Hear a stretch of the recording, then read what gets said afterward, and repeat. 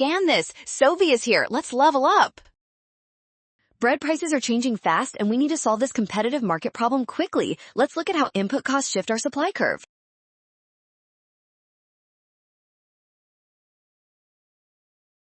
Flour is a key input for making bread, so when the cost of flour goes up, it becomes more expensive for firms to produce every single loaf of bread they sell. This increase in production costs causes the entire supply curve to shift to the left. Since the demand curve stays the same, the new equilibrium point will move to a higher price.